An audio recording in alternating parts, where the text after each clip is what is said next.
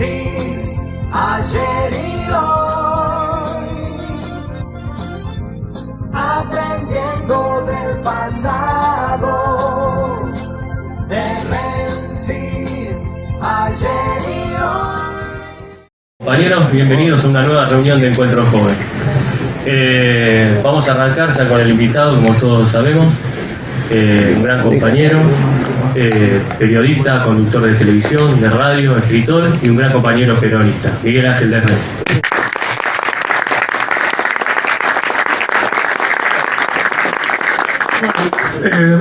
Si subís un poquito el volumen, la verdad que el aplauso tiene que ser para ustedes, porque no sé si han descubierto que de todos los argentinos, los trabajadores municipales son los que merecen la medalla, porque son los que más tiempo han aguantado a Macri y todavía suben.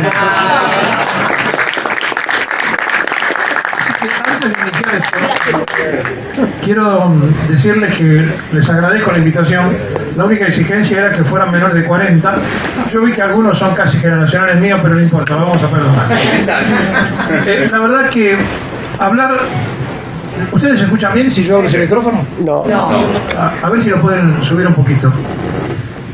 Hablar de la situación histórica y política del peronismo requiere que primero hablemos del presente, porque si yo lo remonto a ustedes al 43, posiblemente sea muy difícil llegar al presente. Vamos a arrancar al revés. El momento que vive la Argentina es extremadamente complejo, de un país endeudado, de un país con el 30% de pobres, con los jubilados que ganan la mínima, que están cobrando la mitad de lo que precisa la canasta básica para vivir, o sea que están en la línea de pobreza, los que han trabajado toda su vida, con una situación grave porque hay 4.242 barrios de emergencia en la República, donde el 70% tiene menos de 29 años y además el 40% de ese 70% tiene menos de 15 años, que vive en condiciones no desarrolladas, sin cloacas, sin electricidad o con complicaciones. Por supuesto, con una mala alimentación y sin educación. Ahora, eso se da en un territorio, eso se da en un territorio que es absolutamente rico y que es uno de los más ricos del mundo. Por lo tanto, hay que preguntarse por qué en uno de los países más ricos de la Tierra y más grandes del planeta, su población vive mal. Y entonces este presente nos permite hacer un ejercicio de ver el fracaso absoluto que ha tenido la clase política en la República y donde han fracasado las dictaduras militares y los gobiernos civiles. Y todo esto nos hace que agrandemos la figura de ese gigante de la historia del siglo anterior, pero que tiene todavía vigencia en el día de hoy, pues porque fue el creador de una nueva forma de ver la vida. Hasta el advenimiento de Perón, en el mundo se conocía el marxismo y el capitalismo, dos maneras materialistas de razonar la vida, es decir, el marxismo dialéctico, materialista, el capitalismo donde se vale por lo que se tiene y no por lo que se es. Y Perón dijo, vamos a crear algo intermedio, y es el único que aparece a mitad del siglo XX y hasta estos 20 años casi del siglo XXI, o sea que tiene más de 70 años de vigencia, que construye y piensa otra cosa. Dice, no vamos a la lucha de clases, vamos a la fusión de clases, menos pobres y menos ricos. Y empieza entonces a trabajar sobre variantes que eran idénticas a las de ahora. Es decir, se está repitiendo el preperonismo. Cuando Perón llega, la Argentina era deudora, y el 17 de julio de 1946, o sea, apenas asumido en la presidencia, el 4 de junio de ese año, un mes tenía, repatriando con un esfuerzo importante la totalidad de la deuda externa argentina, le da un ejemplo al mundo de que Argentina dejaba de ser país deudor. 17 de julio de 1946. Y comienza un periodo de realización plena apostando al hombre argentino. Pero claro, estaba todo para hacer. El Banco Central era inglés. Los ferrocarriles eran ingleses, salvo uno que era francés. La electricidad, el gas, todo era extranjero. Entonces no servía con solamente repatriar la deuda, sino que había que nacionalizar. Y se pasa a nacionalizar todos los resortes de la movilización que el país necesitaba, del transporte y de la energía. Y se efectúa algo que no se repetirá jamás, ni aquí ni en ningún país del mundo. En 10 años de gobierno, Perón hace 120.000 obras públicas. La única vez que nos animamos a corregirlo al general fue cuando Perón dijo: bueno, hemos hecho 75.000 obras públicas. ¿Por qué decía 75.000? Porque él contaba como una obra pública los barrios que se hacían, por ejemplo el barrio Saavedra. Entonces ustedes tienen la capilla, el hospital o la sala, el correo, la escuela, y todo eso lo contaba como uno. Nosotros nos tomamos el trabajo de contar uno por uno. 120.000 obras públicas. ¿Se imaginan si Perón se hubiera dedicado a inaugurar, como hacen los gobiernos posteriores, que van a inaugurar una barrera o un túnel 4 veces, o van a un hospital y inauguran 20 veces? No hubiera tenido tiempo de hacer ninguna obra. Entonces construye 120.000 obras públicas y pone en movimiento algo fenomenal, que es la actividad plena de la construcción. La construcción le da empleo y actividad a todas las industrias, y en la Argentina de Perón, estamos hablando 45, 55, en esa Argentina no había nada más que pleno empleo. Y además las mujeres dejaron de hacer la tarea del hogar para con una simple máquina ponerse también a hacer costuras, a hacer trabajos, y las tareas del hogar ya no había mujeres argentinas que se le hicieran a las damas de la sociedad, sino que tuvieron que venir extranjeras, porque ya las argentinas eran todas empleadas, o si no obreras, y entonces venían a hacer los trabajos de las señoras la gente que venía del exterior. Aquella sociedad fue una sociedad de impacto, donde muchos que peinan canas se hicieron peronistas por agradecimiento, por lo que habían recibido. Sin embargo, es imprescindible que nosotros entendamos el presente de ustedes. Hoy, el 50% del padrón tiene menos de 40 años. No tienen por qué saber de Perón porque ni siquiera lo conocieron. Y si no se le explica, y si no se lo instruye, y si no se lo muestra, porque por suerte hay para mostrar, es difícil que se entienda. Si mi padre me hubiera hablado de Irigoyen, yo le hubiera dicho: viejo, ¿de qué me estás hablando? Entonces, lo que queremos hacer es un juego de la actualidad con aquello. En 1946 la Argentina no tiene deuda externa, y en 1955, cuando los ingleses financian el golpe de Estado contra Perón, la Argentina era un país acreedor. Nos debían España, Italia, Estados Unidos, Gran Bretaña, hasta Israel, que recién aparecía, nos debía 1 millón. En 2 años de la fusiladora de Rojas y Aramburu, la Argentina pasó de país acreedor a país deudor, con un señor llamado Raúl Prebisch y Eugenio Blanco, un ministro de Economía radical, que nos hicieron socios del Fondo Monetario Internacional. Perón nunca hizo socio a la Argentina del Fondo Monetario Internacional.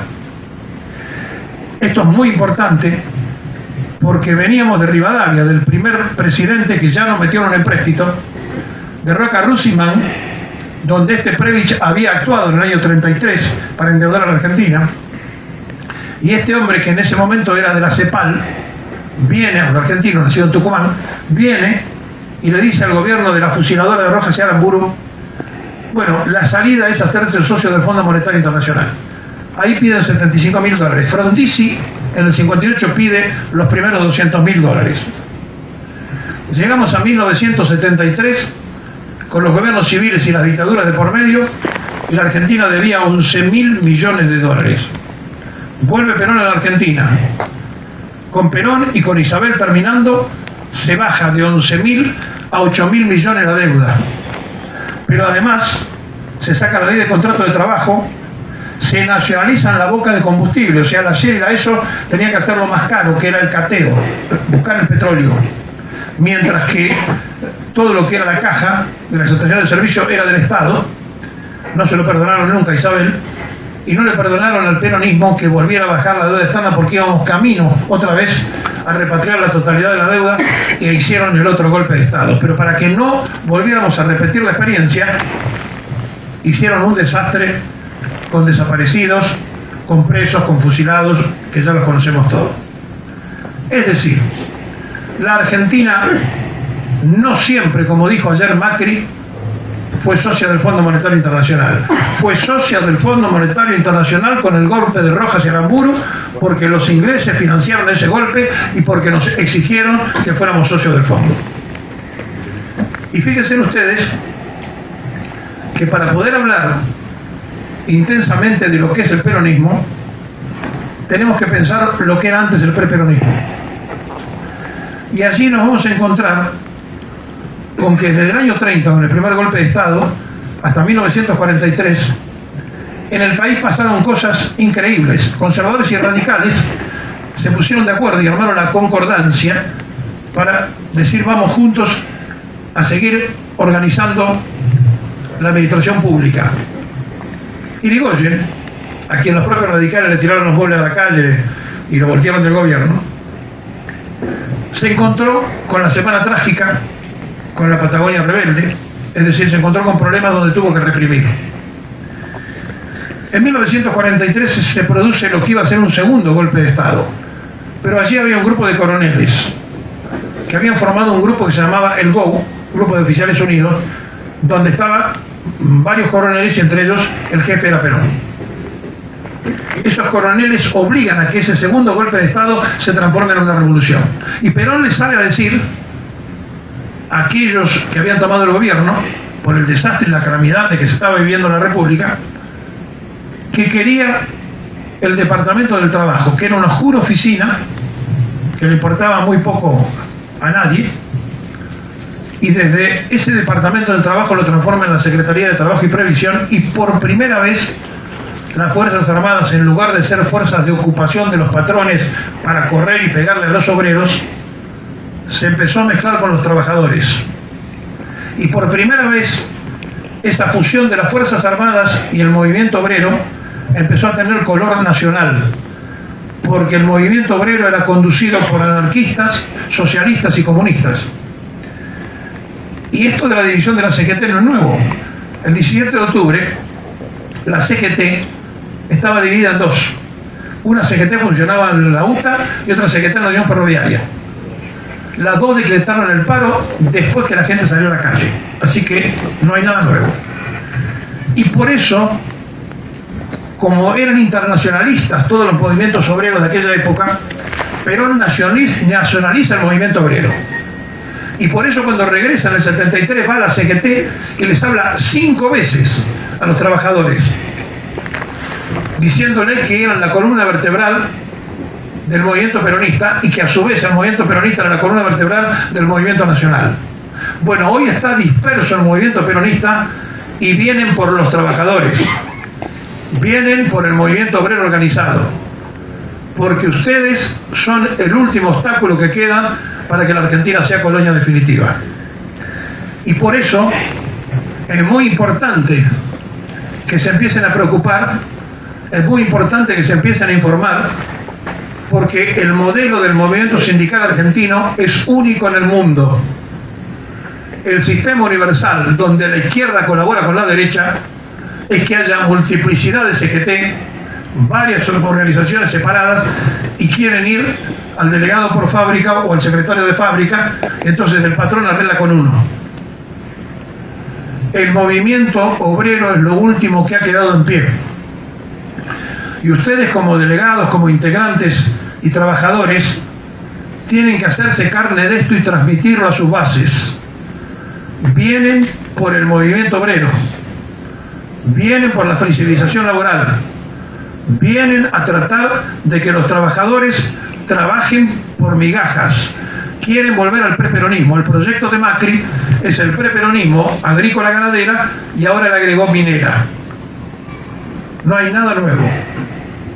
Lo nuevo fue Perón, lo diferente fue Perón, y lo grave del caso es que se desvirtuó por nuestros propios dirigentes el mantener fresca la doctrina, y una vez nos fuimos con la UCD y otra vez nos fuimos con el Partido Comunista, que no tenemos nada que ver con ninguno de los dos, y entonces en los jóvenes se produce una confusión fenomenal.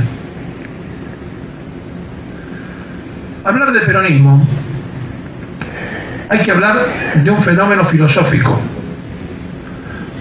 Perón basó su doctrina en la doctrina social de la Iglesia, en un papa que se llamaba León XIII, que fue el papa de los obreros. Fue el papa que instaló en la Iglesia Católica la Rerum Novarum, es decir, la encíclica que donde se hablaba de los trabajadores, el que le tiró a la Iglesia conservadora la posibilidad de que los trabajadores tuvieran una iglesia distinta. Ese papa de los obreros, León XIII, fue el que luchó contra las mafias dentro de la propia iglesia y contra la masonería, que ya había penetrado a la iglesia. León XIII le dio en la doctrina social de la iglesia, sin saberlo, sin pensarlo, sin imaginarlo, la base al movimiento fenomenal que fue la creación del peronismo. Y fíjense en lo que ha pasado. Ni Perón ni Evita ni ninguno de nosotros podía imaginar algo igual. A nosotros nos proscribieron, nos fusilaron, nos bombardearon, nos desaparecieron y nunca imaginaron que iba a haber un papa peronista. Nunca imaginaron que un discípulo de Perón y Evita se iba a sentar para devolver la doctrina social que él vivió aquí con Perón y con Evita a la propia Iglesia Católica. No pudieron vencernos. Tenemos un papa peronista que hoy le habla al mundo y le habla de la doctrina de Perón. Y esto es lo que no nos van a perdonar nunca, ni al movimiento obrero, ni a que hayamos sido capaces de construir un papa en la Argentina que fue militante de la Juventud Peronista y que entró en duda cuando un día fue a la iglesia de Flores y dijo: me llamó Dios. Si medimos esa dimensión de las cosas, si nos damos cuenta de dónde estamos hablando y de lo que estamos hablando, la filosofía que se instala en la doctrina de Perón regresa, sin que Perón jamás lo hubiera soñado, sin que Evita jamás lo hubiera pensado, sin que ninguno de nosotros lo hubiera imaginado, otra vez a Roma. Y si ustedes leen lo que el Papa dice, o lo escuchan cuando habla, van a ver que está permanentemente defendiendo al pobre, hablándole al obrero, hablándole al trabajador, y pidiéndole a todos que se entienda este momento. Así como en nuestro tiempo ser peronista era un privilegio, compañeros, para ustedes ser peronistas es una obligación.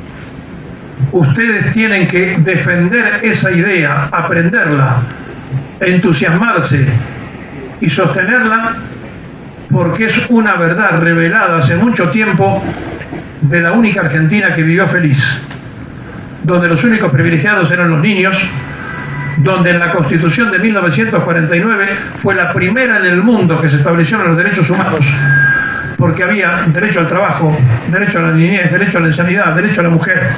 Y cuando yo escucho por allí que hablan de Alfonsín como el jefe presidente de la democracia, el padre de la democracia fue Perón, que le dio el derecho a la mujer a votar y a ser elegida. Hasta el peronismo la mujer no era igual que el hombre. No hubo mejor ni mayor padre de la democracia que Juan Domingo Perón.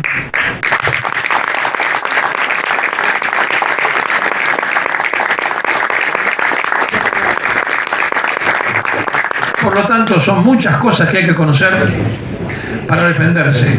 Ustedes están obligados a ser peronistas para autodefensa. Ustedes están obligados a ser peronistas para no perder la última posibilidad de que el país pase a ser colonia. El movimiento obrero es la última resistencia que tiene la República. Y resistir significa prepararse, instruirse, educarse, informarse para defenderse, porque los medios de comunicación no son medios de comunicación, son medios de confusión. Y la prensa canalla todos los días intenta confundir un poco más a la sociedad. Por eso han tratado de desprestigiar permanentemente a la dirigencia sindical. Por eso ustedes verán como todos los problemas periodísticos le pegan al dirigente sindical, con motivo o sin motivo, le pegan. Y sin embargo, no hay nada que esté peor en la Argentina que la justicia, porque los jueces en la Argentina son oficialistas, lo que cambian son los gobiernos. Y entonces, cuando se pierde el poder, comienzan a ser procesados. Bueno, que Macri se vaya preparando, porque si no se va a vivir al exterior van a tener que ir muy seguido a tribunales, porque no va a poder conseguir la reelección con el gobierno económico que está haciendo. Y esta situación es la que nosotros tenemos que entender, porque gobierna la ceocracia, los gerentes de las empresas. En la última etapa de la privatización de la política. Es decir, si faltaba algo en la Argentina fue la privatización de la política. Por eso decía antes, un poco en chiste y un poco en serio, que ustedes se tienen que autoaplaudir porque han sido los que más han aguantado a Macri. Y si son sobrevivientes, si tienen voluntad, si se juntan para escuchar una simple exposición o para extraer las necesidades de cada sector de su tecla, es porque en las venas de ustedes corre sangre y tienen inquietudes. Bueno, la organización vence al tiempo, decía Perón, y se trata entonces de que se organicen, se formen y salgan de verdad a defender algo que ha costado mucho y que seguramente será desvirtuada todas las veces que se pueda. El peronismo ha realizado en la Argentina todos los cambios. Y fíjense también, ustedes escuchan al trotskismo ahora, el Partido Obrero sale permanentemente de decir estatización de la banca. Bueno, hay que contestarle, sí, como no, la hizo Perón. Reforma agraria, la hizo Perón. Inventen otra cosa, porque todo lo que significó el cambio en la Argentina lo hizo Perón. Tuvimos la suerte de ser jefe de prensa del general en Gaspar Campo cuando regresó.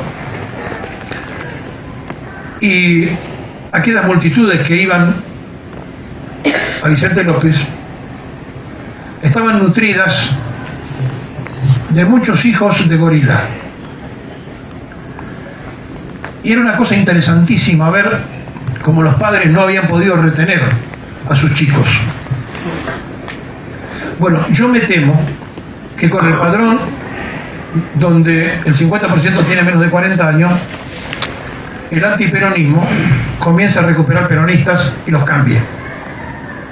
Por eso le dije recién que es una obligación ser peronista, organizarse y militar.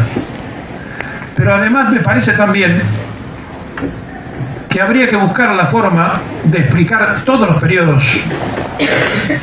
La Argentina fue durante Perón el desarrollo industrial, la primera heladera, el primer auto, la primera moto, el primer avión de combate. El Pulki 1 y 2 fue copiado por los rusos. El MiG soviético es una copia del avión argentino de combate. Fuimos el sexto país en el mundo en el desarrollo atómico. No tiramos la bomba porque era una decisión política, no tirarla. Pero éramos el sexto país en el mundo que conocíamos el desarrollo atómico. Tuvimos un despegue económico y social como nunca pasó en la Tierra. Y el peronismo había empezado a ser internacional. Había partidos peronistas en Estados Unidos, en España, en Centroamérica, en América Latina en general. Y todas las embajadas argentinas tenían un agregado obrero. Y ese agregado obrero era el encargado de llevar la explicación del peronismo a los movimientos sindicales. Y se estaba dando un fenómeno. Estaban empezando a transformarse los movimientos locales de cada país copiando el modelo argentino. Por eso nos tenían que voltear a cualquier precio. Y por eso masacraron en la Plaza de Mayo el 16 de junio con los aviones al pueblo argentino.